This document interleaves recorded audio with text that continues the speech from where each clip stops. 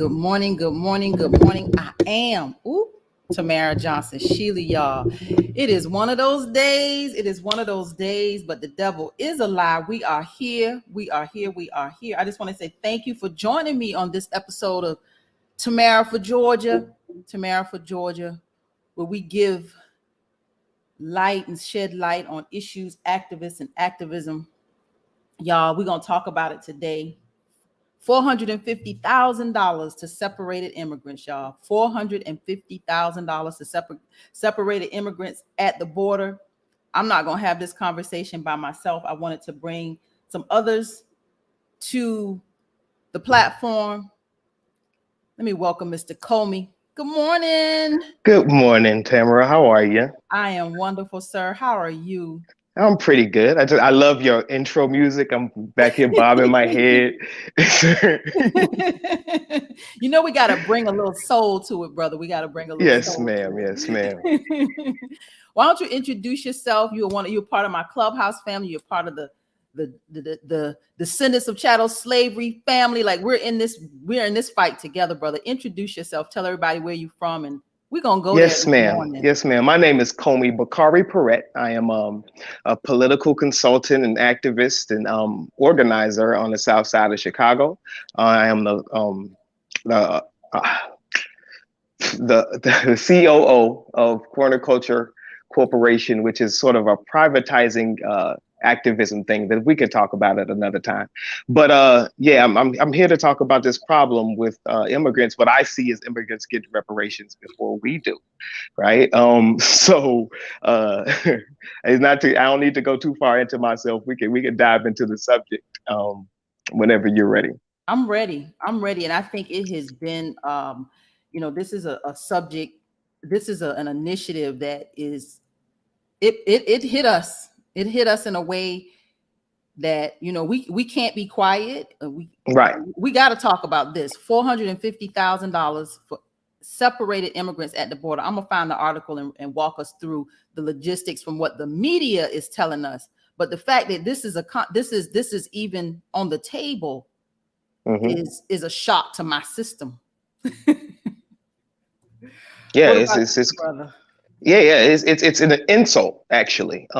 Like it's, and it's been said on Clubhouse many times. You broke the law, and I know that if I break the law, I'm not entitled to any damages that might occur after I break the law. So how are they entitled to damages? And especially since I'm a part of a movement that's been seeking damages for the last 150 years for codified slavery, oppression, and other things. And this administration hasn't said anything about that at all. I don't think there's been any mention of reparations for American descendants of slavery or Black Americans. In fact, the last we heard from him, I believe he was telling the NAACP and other Black American leaders that we need to get along with Latinos. And I think that he's pretty much pursuing that avenue. I guess we're going to have to go to the immigrants to get a piece of their money in order to, to get our piece of the American pie. This is just unacceptable. Oh, yeah, it is well beyond unacceptable. And as I'm running for office. You see the banner here, vote Tamara Johnson Shealey for the United States Senate. I say all the time, brother, that I won't go to Washington and play pity pat with the Democrats. I won't. I won't just toe the party line. Like you just said, I believe that we should have humane treatment of anybody coming into this country. Like, I totally believe that. But in this instance, I'm still trying to process how we are able to justify giving, like you say, they broke the law. How do we justify, how do we justify giving them such a large, substantial amount of money? Like, how do we justify this? Well, it's crazy because just recently here in Chicago, it may have been the largest settlement in Chicago police history for a improper prosecution and conviction.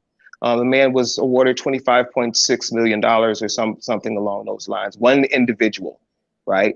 And this is a pattern that is becoming more and more evident, not only in Chicago, but around the country, in urban areas where we have been victimized by police departments and law enforcement agencies.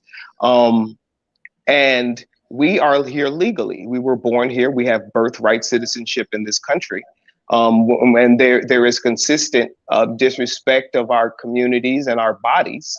And there is no talk of from any administration about compensation for our struggle as American citizens, right? And so it's not that they don't deserve some type of compensation for treatment. I just think the priorities of the United States federal government should be citizens first. So it's not really. I do want to show empathy, right, for the human treatment, right? I don't believe any family should be separated, but the separation of families is an American tradition, and especially for our families, specifically American descendants of slavery, and we deserve consideration before anybody else in context of these type of matters. Absolutely. And here's where, Donald Trump, America first. Like, I'm not a Trump supporter at all, but damn it, we have to be America first. Like, I don't know how we get around not putting the priorities of us, those of us Americans, on the forefront before anybody else. I had a conversation with someone and they said, well, I do believe in open borders, but I'm like, how do we take care of, we're not taking care of our own. So how do we take care of others when we can't even take care of our own? We're struggling. We got homelessness rampant around every major city, even rural areas. You're seeing people that are displaced and unhoused. We still have an issue. We're in the midst of this pandemic and people are losing jobs. And, I'm baffled and I'm speechless. Like, I don't know how this makes sense. And it's not like it's a zero-sum game. America has the wealth to do everything that needs to be done, right?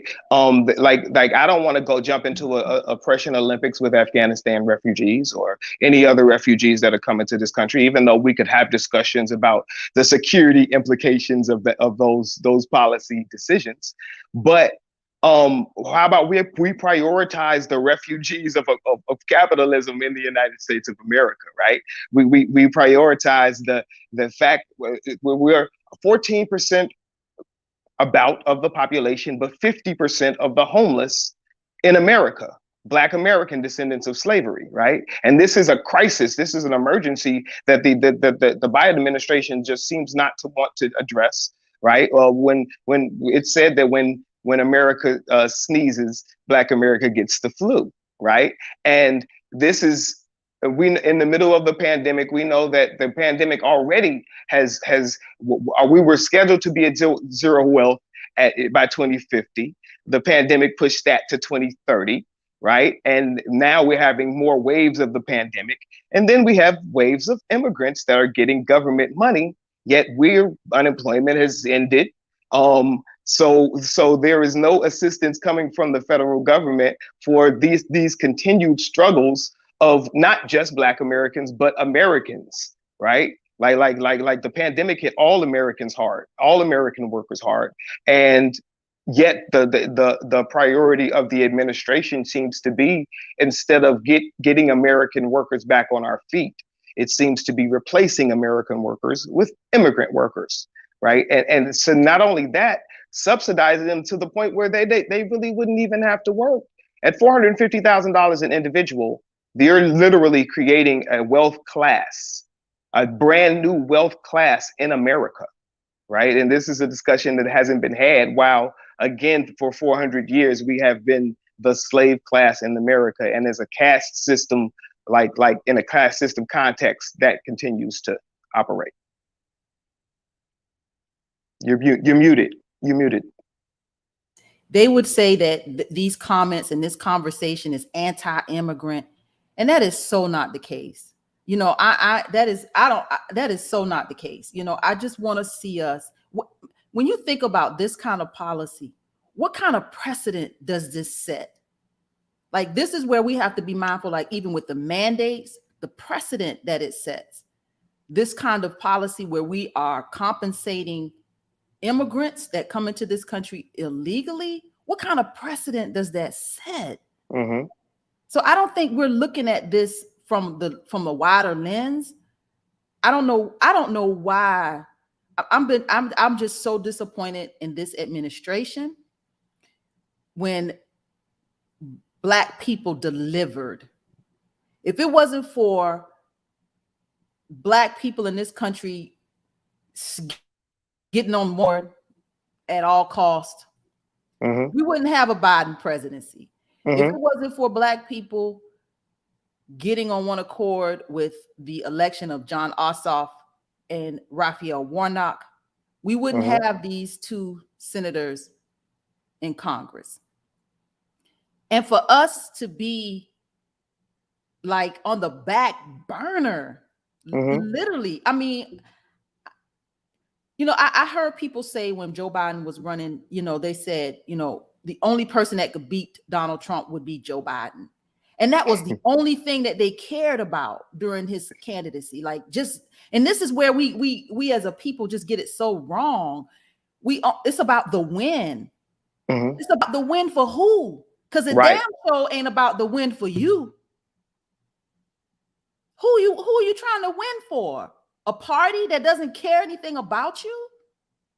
I'm a Democrat, and I push the hell out of the Democrats. They don't like me because I push and I ask. You know, I'm asking for something in exchange for our vote. They got mad at me in 2018 because I had an initiative that said withhold the vote. It did not say don't vote. It said withhold the vote. And this initiative here in Georgia, I pissed off a lot of people because withhold the vote was a strategy. Withhold is a legal tactic.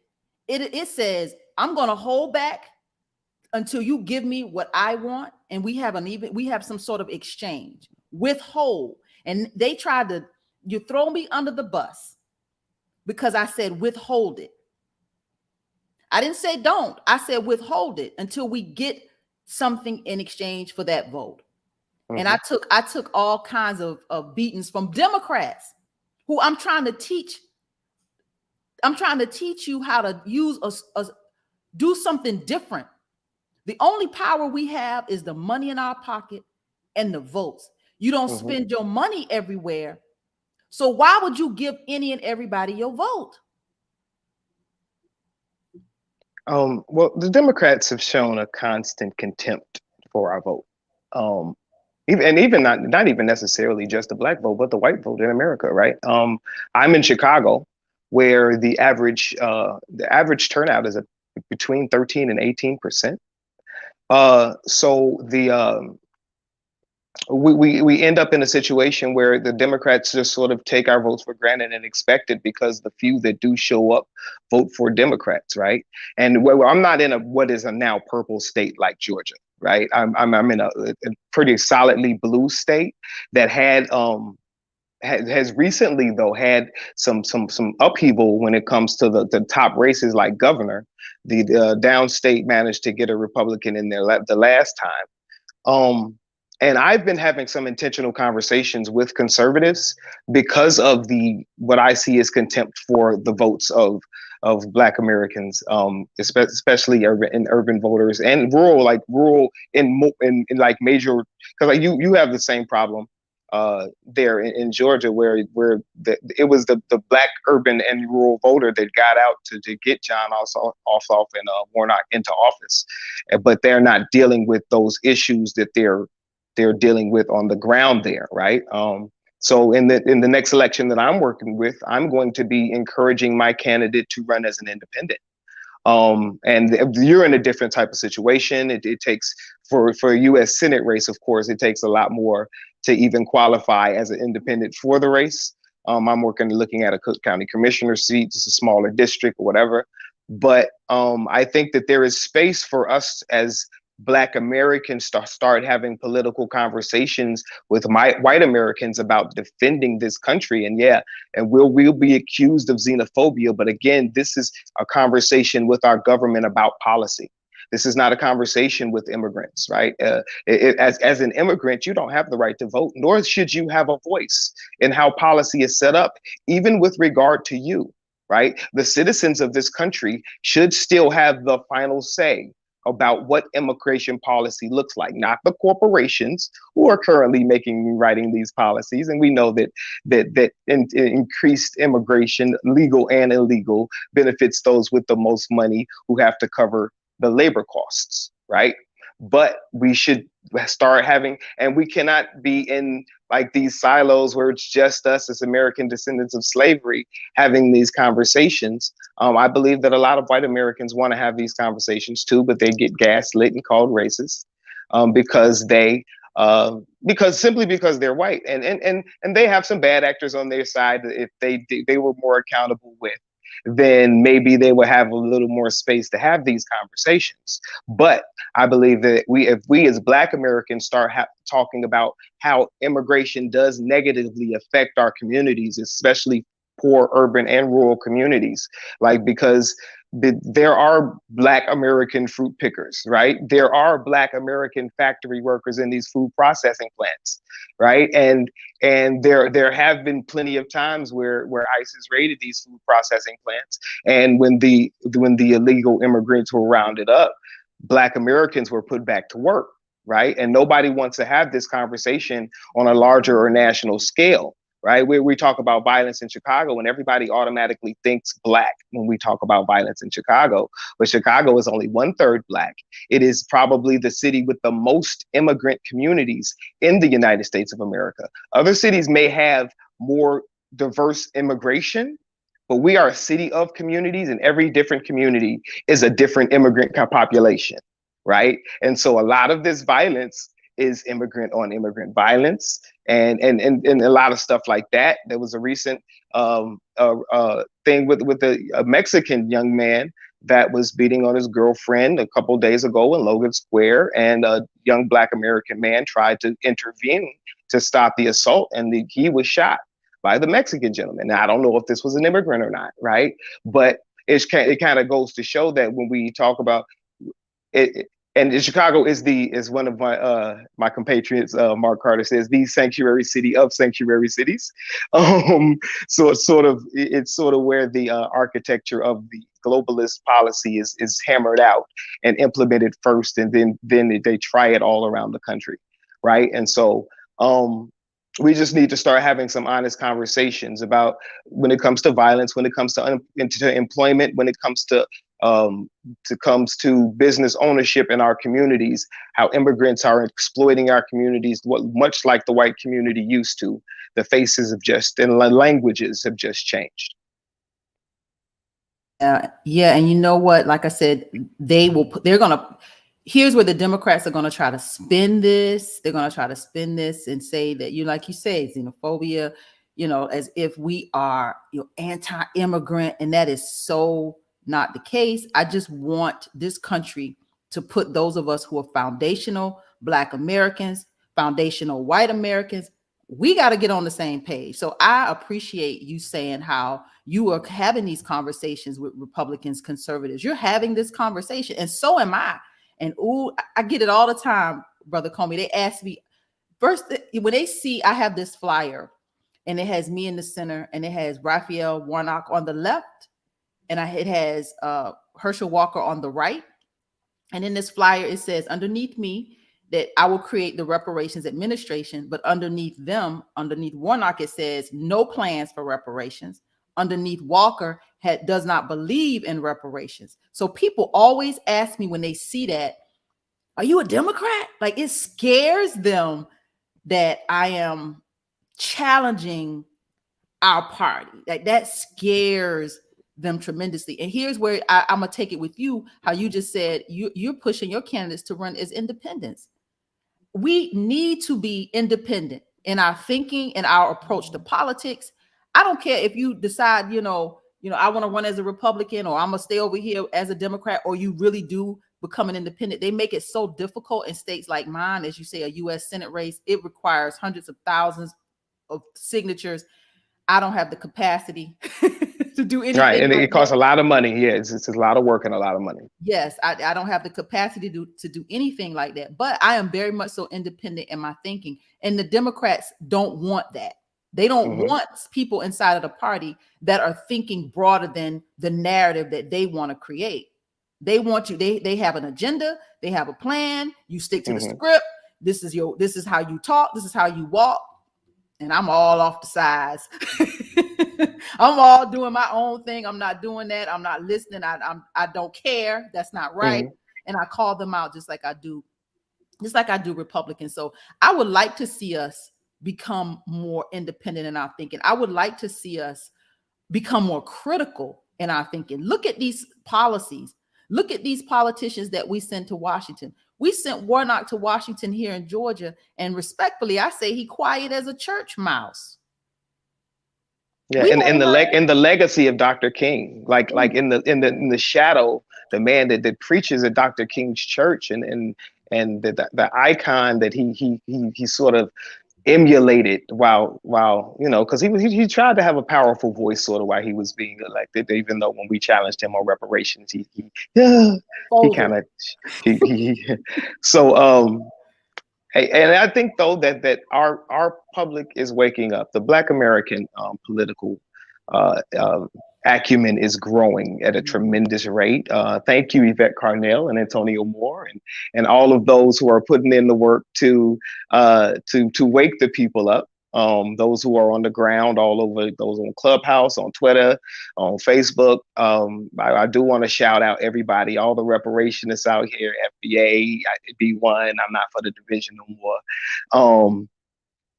more. But we have a lot of work to do. And I really appreciate the work you're doing on the ground.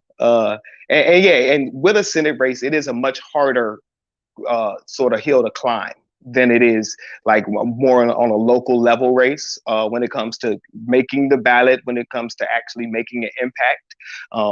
Congratulations on your last run, 37%, was it? But yeah, in a climate like Chicago, where there is a Democratic lock and it is a nonpartisan election, well, not on the county level, but on a local level, it is a nonpartisan election. You don't even have to declare a party, right, on a local level. So you can either be whatever party you want to be, or you can just run as an independent. But even if you choose to run as a Democrat or a Republican, it is very important that we make reparations the foundation of our platform. We make immigration one of the priorities of our platform, and how immigration impacts and how reparations would impact all these other factors in our lives, where reparations and immigration reform are literally the only solutions, right? Because I think that at this point, anything else that we talk about is a distraction. I think that in 2022, the election, the subject, with critical race theory, it won't be the subject.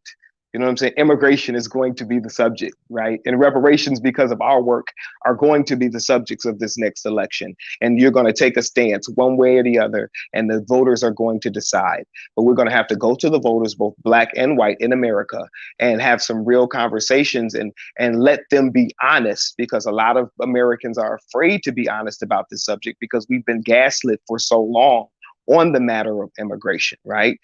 There are crime elements that come with immigration. We're accepting refugees from Afghanistan, right? But nobody's talked about the fact that the Taliban is likely sending operatives, right? They are in charge over there. They're not like, there's not much of a separation between whoever has the relationship with the United States of America that's deciding who's the refugee is going to be, and the Taliban, who've been literally running the country for the past 10 to 15 years. Right. And so let's have an honest conversation about these immigration policies. Let's talk about how Minneapolis looks right now because of the Somali refugee community, because nobody talks about the crime rates that have gone up. Right. So sometimes at some point, we're going to have these conversations. We have to have them right now. That's why we're doing it. We have to have these conversations right now. I took a my last semester at Emory in law school. I took a immigration class, and when I tell you, the professor made it real clear. She said, you know, this is one semester. You will not grasp immigration law in one semester. You won't. You absolutely will not. And all she could literally do was skim the surface. The book was about this thick. I still have it. The book was like almost $500. This thick. Wow. It is. She just made it real clear that all I'm going to be able to do in this one semester is give you enough of an overview to understand the immigration on the surface, because it's so complicated. And she made that really clear, that the immigration law in this country, there has to be a major overhaul, major reform around immigration. And, you know, that's just where we are. And when it comes to the creation of policy in general in this country, there's an intentional effort to make it confusing, make the language something that the average American will not understand. We're not just talking about immigration policy. We're talking about tax policy. We're talking about criminal justice policy. We're talking about corporate policy, just so that there is a gap between those who know and those who don't, those who can act and those who can't. Part of the reason, not just because of your reparations stance, is because you explain things in plain language to people that need to hear it that way, right? There is no you don't play the political game of trying to talk around the subject. You talk to the subject, you speak the facts, and you turn it into plain language, right? And I think that's necessary, so that when we have representatives that and senators that do introduce bills in plain language, let's create some immigration policy that everybody in America can understand, that doesn't require a 500-page primer to start understanding, right? This is some fundamental stuff, and I'm glad that I have contact with somebody in a position to be like, Senator, this is above this was a conversation I was planning to have in 10 years. So yeah, I really appreciate you, and yeah, we do. As long as we have the opportunity, we need to keep having these conversations about simplifying, and so that everybody can be a part of this conversation of creating policy that affects all of our lives. Politics affects every single facet of our life, and immigration policy will affect every single facet of your life. So yeah, this conversation is very important. Absolutely. Absolutely. And when you said, I was thinking about how you're talking about not speaking over people's head. But one thing about Black people and just people in general, everybody, we can count. And when we see 450K, like right. That's not $25. It's more than most of us will ever have, even close to somebody to have, like, to be in a room with somebody with $450,000 is kind of out of the world for a lot of us. You know what I'm saying? So yeah. So when we see 450K for separated immigrants, and everybody sees that as, like, what in the world? Like, everybody sees that it don't add up to me. I mean, I have a full disclosure. I have a criminal record, and a lot of it is based on my mental illness, right? Because I was not diagnosed, and so the police just took me because they saw me out of my mind, and gave me the assault charge or whatever, the destruction of property charge or whatever. So where is my case for being separated from my family, right? Because I was not diagnosed as a child, because the school system failed me, right? And because I've been blessed to have now gotten to a space where I am diagnosed and I am medicated, right? So I have a better control of myself, and I'm no longer a threat to myself and others. But that was a traumatic experience, and I think I deserve $450,000 for every time I was locked up. Because we're talking about one time these people have went through this experience versus a lifetime of these experience for the average Black American. Yeah. God bless. We as a people, we have so many issues. That's why it is, like, with my agenda, creating the reparations administration. We gotta have a full agency that will house our redress, brother. We have to have agency. We have issues across the board as a people. It will be cutting the check. Yes, it will be cutting the check, but we just like the Social Security Administration, just like the Veterans Administration, we have to have an agency specific to our redress. Those of us who are descendants of chattel slavery. I won't stop fighting for this. I won't stop fighting for this. I'm on the Clubhouse app on Tuesdays and Thursdays, gathering white people. Like I'm gathering white people, and I had a conversation with the group is called White Women for Reparations, and I've gathered these white women, brother, and they go there. They go there, and they're really trying to understand, their role in this. There's so much work to do, and we're going to need allies in the process. And I'm just glad that, we're in this fight, and we're in our moment. I call this our civil rights moment. Like that, they had theirs in the 60s, but this is definitely our moment right here and right now. Do you agree? Right. Oh, absolutely. I think that when we look back at history, some Martin Luther Kings are going to pop up, some Malcolm X's are going to pop up. I personally know some myself that I plan and I write. So I plan to write some history books about this history that we're making today, right? And it's also important that we write our stories because, Martin Luther King was miswritten, and we're just now learning. Right, over the last 5 years, Martin Luther King's true message about coming to get our check, right, and about about how the Homestead Act, all these stories, these videos that are suddenly popping up 50 years later that we could have been watching in the 80s and 90s instead of being Pan-Africanist. That's a whole other conversation that I'm not going to have. But yeah, I think that in the age of social media and digital technology, we have opportunities to tell these stories in real time, get people involved in real time, and make history. Right, in 2020, we saw the success. Well, we haven't seen the success yet, but I think we will, of putting our bodies in the streets. Right. I think that after putting our bodies in the streets, the next thing is to put our bodies in our city halls and our local school councils, to be running as candidates on local levels, on county levels, on state levels, at the federal level. I think that we are awakening, and that the next thing, when you wake up, you stretch, you look around, you figure out what's going on. I think that's where we at right now. We're figuring out what's going on, but then we got to put our legs out of the bed and step up. You know what I'm saying? I think the next thing we got to do is put our feet on the ground, establish something, right? I think that your run, I think that others run, the people who will be running for office on this reparations train. We need to, win or lose, create out of those campaigns organizations that stay on the ground, stay working, stay educating, right? I know that you, Tamara, win or lose, are going to keep fighting, right? And I think that we got to understand that this is a multi-decade fight. I'm not saying that reparations is going to take decades.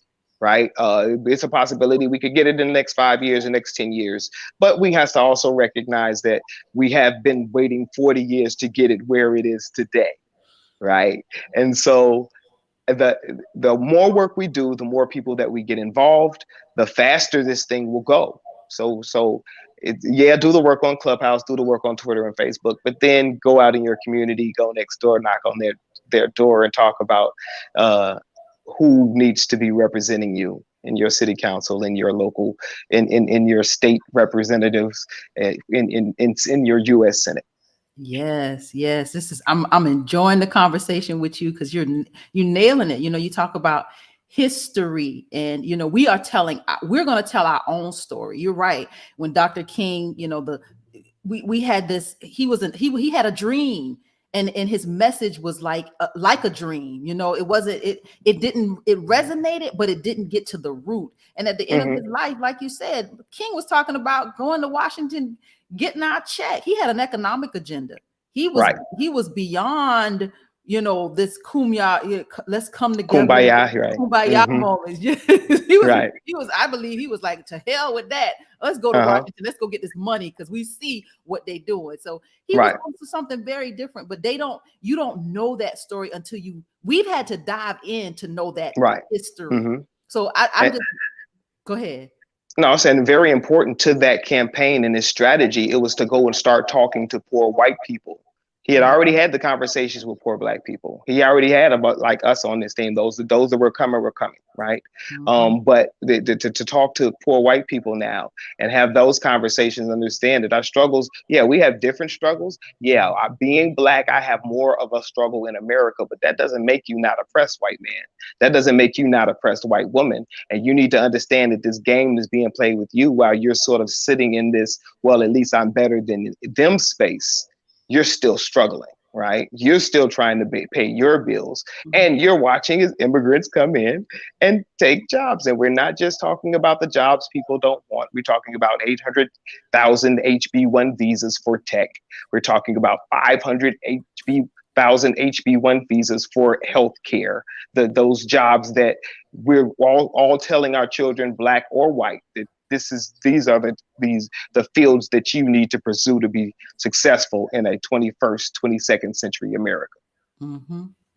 Those are the jobs that we could put back into the high schools, the trades. We can put all these jobs, when they took trades out of high school, it was a detriment to us as a people, So, bringing trades back, bringing these STEM programs to these high schools. Let's prepare these children so that when they finish high school, they have something to springboard off of. We're graduating kids with no damn direction. Right, exactly. Graduating from high school with no direction. And the only option for success would be debt, right? Go and spend $250,000, and then you may be in a position to make $50,000 a year. Like, really? So and not to sort of let me keep my language clean, not to disparage higher education, right? I do believe that people should be educated. Just be careful on understand that you're investing in your future. Understand that you're investing in something that potentially can make you money. Money is this conversation. Do not get educated for the sake of education, right?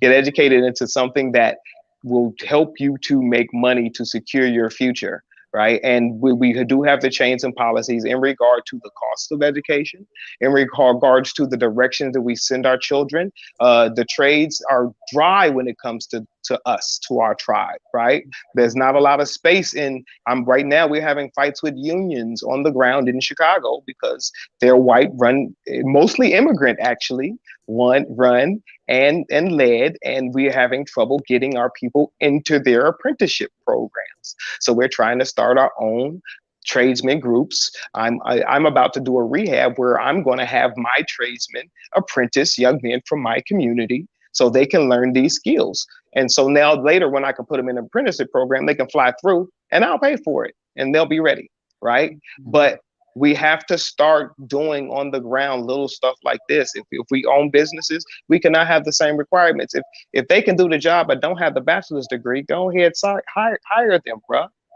Hire them, sis. You know what I'm saying? And then help them get through school so they can go and open their own business. This is the patterns that we need to start building as communities. I know that we need reparations, and we done pulled ourselves by our bootstraps as far as we can, right? But there are also those of us that are successful that sometimes forget that somebody reached out to us, and we need to be reaching out to somebody else. You are preaching this morning, brother. You preaching. I'm so excited. These conversations like this just really, really fuel me. I think about, how I tell my sons, for 18 years, I did nails. I owned a salon for 10 of those years, but for 18 years, I was a nail tech and I made great money. It's a very lucrative profession, the beauty industry as a whole. I was able to take care of my children. I was able to take care of them and be the kind of parent that I wanted to be. So there are, I believe in trades. I believe in and I tell young Black people, always know how to do something with your hands. You will never starve. Just know how to do something with your hands. You do something with your head, because I can do something with my head, but I know how to do something with my hands. No matter what, I will not be dependent on somebody else to make sure that I can eat, because I can always do something with my hands. So I totally believe in the trades, and we got to bring that back. We got to bring that back, and we got to make it. And honestly, it's got to be sexy again, because, well, they put out, go to college, and they made that look like that was the thing, that was the best thing you could do. That's not the truth. I know plumbers that make more money than people with college degrees. I know, these tradesmen that do things, and make more money than people who spent 8-10 years in college. Uh-oh, I think he is frozen. Uh-oh, Brother Comey, are you with me? Technology, y'all, technology. But yes, we're having a conversation. Let me remove him from the screen. Maybe he'll come back in, because his screen just totally froze. Let's see. The devil is a lie. When I tell you I have been under attack, let's see if we can get him to come back in. When I tell y'all this campaign is under attack, this is how I know that we are winning. And let me tell you, that's just the spiritual side of me. I know when I'm winning. I know when I'm doing something and I'm on the right track, because the devil is coming for me like no other. Coming for me, coming for this campaign. We are shut down on Facebook, but I am able to go live on the Tamara for Georgia page. Praise God, because we are able to be seen where we need to be seen on Facebook, but I am totally shut down on Facebook with my personal page.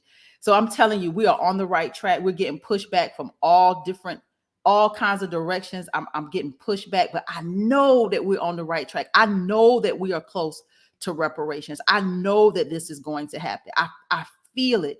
I feel it, because when one door closes and one thing happens, I see another door, another window opening. I see opportunity. I see us, coming back and coming strong. Let me see if Brother Jack, you back? Hey, I'm back. Ooh. See, look at the devil. He's a liar, y'all. He is a liar. We're going to keep preaching. I'm going to keep preaching, y'all. I'm going to keep preaching. She says she is too. I am too. I'm in partial Facebook jail for a post. Keep going, Tamara. Yes. Facebook, the censoring, y'all, is real on these social media platforms. But I have to tell you, be mindful. We don't own these platforms, so I can't even be mad at Facebook. That's their platform. I'm just going to continue to fish, find my folks, bring them offline, and we're going to continue to do this work. Let me see if he's back. You back, brother? You pay all this money. Can you hear me? Yeah. Yeah, you pay all this money for a Samsung 21 and you expect it to function properly. It's probably not you. It sounds like it's probably just your internet. It just kind of went out. No, my phone literally keeps turning off. Look, the devil is a lie. Right. Woo! We just gonna keep at it. Did he freeze again? Oh Lord, y'all. Look, this how we winning. We winning, y'all. We are winning. Meta now is not Facebook. She says Meta, not Facebook. His signal is bad. Yes. You good? You back? Yeah, I'm here. Yeah. My headset isn't working now. It's actually, my phone it clowns quite a bit. I'm probably gonna replace it. So that's a different conversation. Let's look at some of these comments. He says student debt generates FICO scores, which drives higher auto insurance and higher credit interest rates. So that's something, these student loans, I'm buried in debt. So I get it. So they at work. We will not stop the movement. We're not gonna stop, brother. I feel like we're getting closer to reparations, don't you? Oh yeah. This was a conversation that wouldn't have been had at all 5 years ago. I remember before I met Yvette, and I met her in 2017. I was like one of the few people running around talking about reparations. I know you were too. We didn't know each other yet. You know what I'm saying? But the momentum that this cause, this movement, and this narrative has made over the past 4 years has been like tantamount to amazing. Now reparations is not, oh my God, what are you talking about? Because they used to be like that. Oh man, what is you talking about? Man, they ain't never gonna give us reparations. And even though we do hear that still on occasion, it's no longer the standard response. Now it's, oh yeah, I'm part of this fight too. How do I sign up? That's what I hear now when I bring it up. Mm-hmm. They kind of lukewarm now, where they were cold to the conversation for a while, and then as we started to heat up, those of us who I came through the ADOS movement and the fire that comes with that, it blazed the trail, like literally, the ADOS movement burned some stuff down. Like they shut some stuff down and forced their way. And now people are starting to come behind them and have a different approach to this. They're not so skeptical. I do find a lot of people who are not so skeptical. They're like, yeah. And they're thinking, they're seeing how others are getting theirs, like the Asian hate bill that was passed, how they got in the front of the line and they got legislation passed almost immediately into Biden's into his presidency.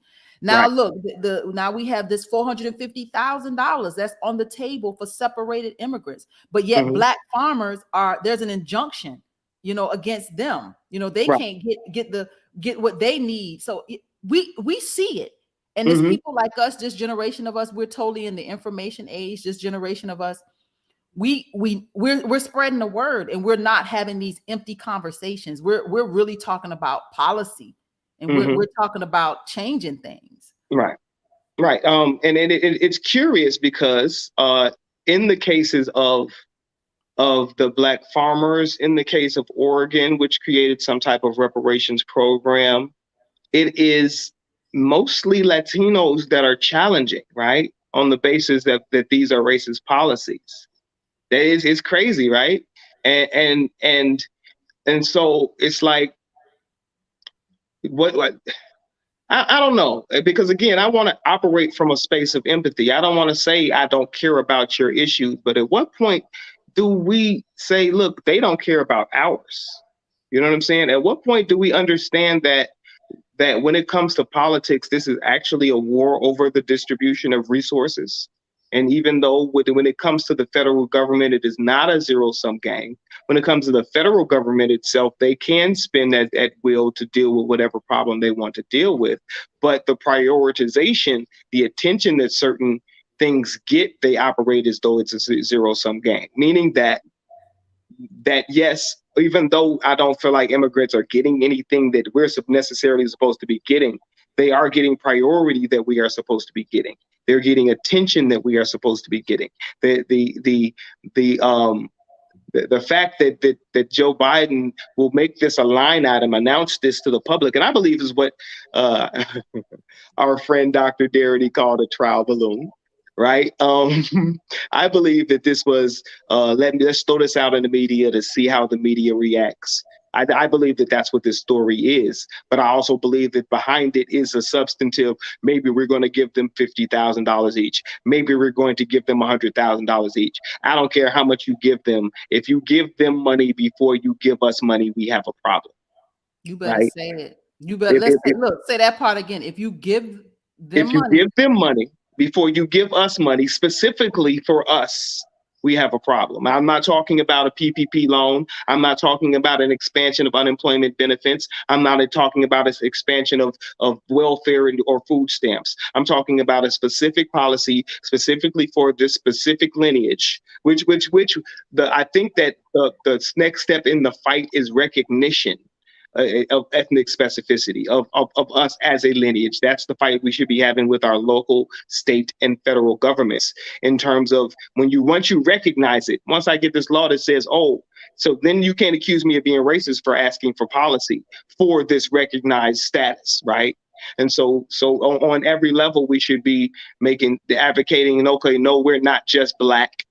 No, we're not just African American, which they've started to apply to themselves as immigrants, right? But we are American descendants of slavery or whatever, because I don't want to get into fights over which one we're going to use, right? So whichever one you want to use in your local efforts, you use that one. But make sure that your local officials know that this is what it has to be your priority, not just the Black people in your area, not just the POC in your area, not just the poor people in your area, but no, my tribe is missing. Right? From your analysis, my tribe is missing. And so you need to add my tribe. And there it is. There it is. We put the mask on ourselves first. What do they say when you ride an airplane? You put that mask on yourself first. And I think that's where Black people, we're and this is where white America has gotten it so wrong about who we are. We're such a giving, kind, loving people that we want to bring everybody all into the fold. We want to help everybody, but hell, we can't help everybody until we can help ourselves. Mm-hmm. We don't have nothing to help nobody else with. Another book I might write in the future is Why I Left the Left, right? Because I used to be a leftist, a progressive, almost socialist, right? But until I realized that they'll never be specific to my struggle, they have no interest in my specific struggle, but everybody else's specific struggle will be a priority, right? If I bring up my specific struggle and struggle of my pride, well, what about the LGBT? What about the native? And what about the indigenous? But what about this people? And what about that people? And what about the homeless? But for some reason, it's never what about the Black Americans, right? And so this sort of pseudo egalitarianism where it's basically just racism. It's basically just let's push every other issue in front of this race issue that we don't want to deal with because yes, as a white socialist, just dealing with your Blackness won't benefit me. Right. But if I talk about this other stuff, if I talk about how disabled people are so like in LGBT and to make all of those issues that are now priorities over this my color, skin color versus your skin color or my lineage versus your lineage conversation. Right. So, why I left the left. I think that at this point, reparations is a central issue. It's a centrist issue. The left wing doesn't get to claim it. I'm tired of having that conversation, right? With progressives or the left or Democrats where, well, the Republicans don't want to deal with it. Well, we're starting that conversation with the Republicans. So you can stop acting like you have this monopoly on Black American justice, considering the fact that for the last 50 years, you've done nothing to get us there. Mm-hmm. Mm-hmm. You better say it. And I'm honest. Honestly, I think we're going to get further with the Republicans than we will with the Democrats. I've had some very good conversations with conservatives and Republicans around reparations. And look, I talk dollars and cents to them, and it makes sense. They have been very receptive. They have been like it's starting their wheels to turning. I think we're going to get further with them than we are the Democrats. And I'll tell you, I was to the left too. I was a Bernie-crat in 2016. But when I saw Bernie not rock with me, Bernie, I'm around here with your t-shirt on, talking about Bernie-crat, being a feel the burn and all that nonsense. Right. Yeah, hashtagging feel the burn. Right. I felt disrespected by Bernie Sanders. Like, I'm out here supporting you. You don't have no love for me. You don't have no love for my people. I quickly took that Bernie crat and that t-shirt and put it to the side. Yeah, it does have to be all about us. I just posted to Facebook this morning, Black Americans have to start caring about Black Americans. Unfortunately, we have to learn how to be politically selfish, right? And when it comes to the white conservatives, I think they do recognize American racism. Sometimes they don't want to talk about it, but they recognize it. What they don't want to talk about at all, though, they don't want to talk about to a Nigerian about American racism, right? Because they didn't do anything to you, right? They don't want to talk to a Caribbean about American racism. It's the idea, and that's who's become the voice of racism in this country. When you start talking about the diversity and inclusion programs, those names won't be Black American names. They're going to be African or Caribbean names that are getting these roles in these universities, in these colleges, in these corporations, and partly because they don't know what they're talking about. They don't understand racism in an American construct. And so they're choosing, they're cherry picked because they're not going to push as hard as us. They're not going to demand as much as we do. The Joy-Ann Reids of the world, the Mariel Ackles of the world. Yes, I'll say your names. The Dr. Goddesses of the world. You know what I'm saying? That will toe the line for white supremacy and only press so hard, only make them so uncomfortable, but not ask for or demand any substantive or systemic change. They want to make it about the individual white person, right? They want to make it about how you feel. This is not our fight. I couldn't care less how white America feels about me. I'm having a fight with the United States federal government about how it treats me and about how much access to capital and opportunity this government affords me. Right. And these are conversations that must be had by us because we have the requisite experience. We have the struggle in our DNA. We come from a lineage of ancestors that have been having this fight. And I do believe that makes a difference. Mm-hmm. And I just want to thank you for being my guest today. This was a rich conversation. we got to do this again, brother. I really appreciate you. I would be delighted. This was a whole lot of fun. I enjoy the conversations on Clubhouse, but they get crazy, right? And so when I can have a reason, and I stay in the spaces to, if we can get to a reasonable space, we can have a conversation, right? But if we can't, we can't. And when I can have a platform where it's just the two of us, and maybe we can add some more people that are reasonable, and really explore and dig deep into this stuff, I think we really get far. Yes, I appreciate you, and you are welcome back. We're going to have to talk offline and figure out when we can have you back, and let's continue to talk about these issues. I believe we are closer to reparations than we know. I feel it. I know you feel it too, but I feel like we're totally in our moment. So I thank you, Brother Comey, for joining me on the broadcast today. All right. Thank you. Thanks for having me, and I'll see you next time. See you soon. Thank you. Let's talk. We're going to do this again. Yes, ma'am. I'm actually going to put my number in your back channel. There it is. I got Thank you. All right. Bye-bye. Bye-bye.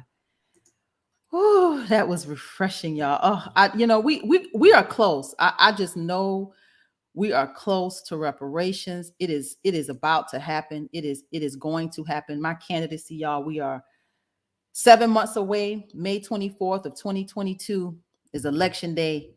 Y'all, Georgia is woke. They woke. They hear. They see. They know. Spread the word. Spread the word. So, yeah. I will see you next week. I'm going to play all my little commercials. All my banners are gone, y'all. All kinds of stuff is happening, y'all. I'm telling you, the devil is a lie. All my banners are gone. I have to come back and put them all in and redo everything. The devil is a lie, but we're going to continue to press forward. I am Tamara Johnson Shealey. You know where you can find me, tamaraforgeorgia.com. Go to the website, make a donation. We cannot get reparations without a real ability to compete. So I will see you back here, more organized next week. I tell you, things are just, the devil is a lie, but we're going to continue to press forward. I will see you next week.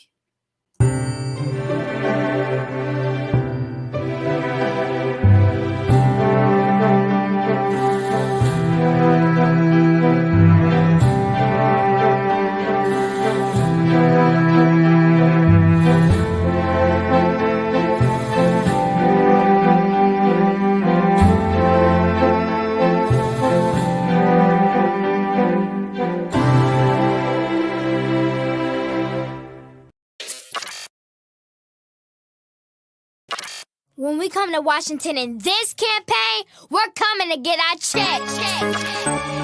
Young prodigies. Grow. Free. Reparations, Martin said we coming for our check. Reparations, say it loud, 1, 2, mic check. Cream, cash rules everything around me. Dream, my legacy, you can't stop me. Coming for our 40 acres, HR40 and our paper. Kicking the door, coming for our 40 acres and more. Our 6.4 trillion. Miss said no, we fought the Civil War. We came from the poor. Start from the bottom, we still on the floor. We pray to the Lord. Amen. Picking the cotton, our fingers are sore. Straight out the underground, escaping from slavery. The only cemeteries that we had were the trees. Watching our bodies while they glue in the breeze. Thinking to the north side to get free. That way came from slavery. Where's on the mirror once sit on me? Put her head on the door, put the werewolf schemes. Stick to the north side to get free. Reparations, Martin said we coming for our check. Reparations, say it loud, 1, 2, mic check. Cream, cash rules everything around me. Dream, my legacy, you can't stop me. Coming for our 40 acres, HR40 and our paper. We taking them back. Putting Pettis Bridge on the map. Police came with the strap. That Sunday was bunny, no cap. Stop capping. Speaking of cap, Kaepernick taking knees at the flag. Where my justice at? We built this nation, better give me them racks. All fat, just imagine a little bit of gasoline. 4 girls got bombed back in 63. 400 years, yeah, we still ain't free. I rise, we rise, take a knee. Kaepernick. Reparations, Martin said we coming for our check. Reparations, say it loud, 1, 2, mic check. Cream, cash rules everything around me. Dream, my legacy, you can't stop me. Coming for our 40 acres, HR40 and our paper. We stuck in the trap, with no shoes, trying to pull up bootstraps. Increasing the gap, wealth got bigger, so we had to adapt. Discriminated cause we black, I know it worth more than I know it's a fact. They tryna feed scraps, strike me on board so we can't come back. 30 years ago on April 19th, Teen Yusef and try Raymond Chemical read. If it happened to them, think it happened to me. It's criminals, I'm ready for